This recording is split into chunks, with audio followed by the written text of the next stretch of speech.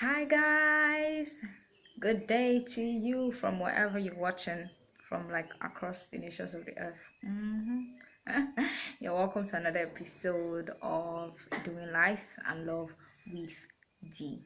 My name is Adedayo Adinrede, and so this YouTube channel is just journaling my journey, through life. So talking about life, love, health, marriage, relationships, and even my work as a teacher and as one who is passionate about young people.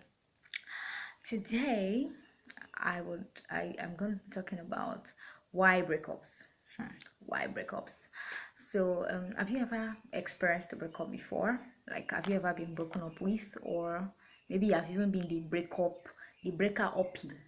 So, like, on which side? I think for most people, they'll say, oh, I've been on both sides. I have been broken up with, and I have broken up with somebody. For me, I would say I've experienced a breakup twice, and it's not like one of the most easy things to go through. I'm telling you, it can feel like your heart is practically being ripped out of your chest, like, oh no. Okay, yeah, maybe not as dramatic as that though. Oh, but it can be so painful, particularly when you have given your heart and your all into that relationship.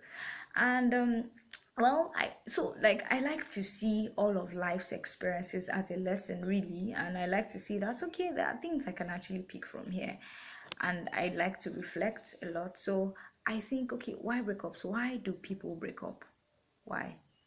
I would say so. This is just my thoughts, or these are just my subjective thoughts. First, I would like to say that I think that any relationship that we work at will work out. That's one. Like, it's a life principle I hold so dear.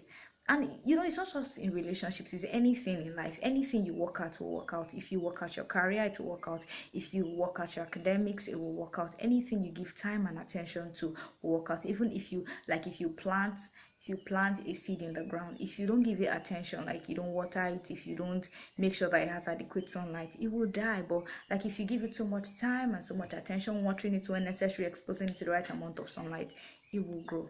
The same is true of relationships. That's one.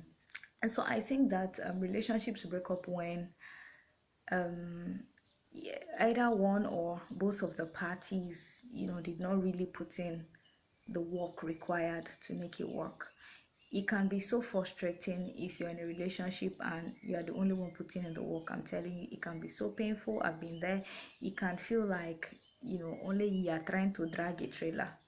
And relationships require that both parties work.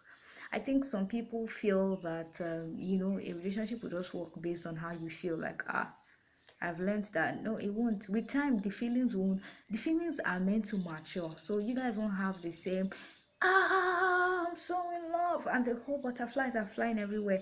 No, that feeling doesn't last. With time, you guys will get to see each other. You see the bad side, you see the annoying side, and that's the point at which you say, okay, do I want to break up or do I want to go ahead? And that's the very critical point. I think that's where many of us miss it. So at that point, some people feel like, man, this person is not good for me, I want to go. But that's also the point where we can have the most maximum enjoyment by saying, okay, I'm going to put in the work. So I think many of us just get lazy at that point, and we want somebody that life will be so easy, quote and unquote, with, and we think that, oh, if I actually meet the right person, I won't have to work it out. Like, to just work out by itself. No, if we don't work it out, it won't work out. I also think that relationship breakups happen as a result of selfishness, right? If one or both parties focus solely on their own needs, and don't focus on the needs of the other person. How? Okay, for instance, a relationship between someone who is extroverted and someone who is introverted. The extroverted person likes to talk. The introverted person doesn't like to talk. The and so rather than coming to a compromise, because I think that it's selfish when you don't want to come to a compromise. So relationships require that two people come to a compromise. The introvert will say, I don't like to talk too much, but because I know my partner likes to talk, Why not I give him or her some portion of my time? And the extrovert should know that, okay, oh, this person doesn't like to talk, so I shouldn't talk too much.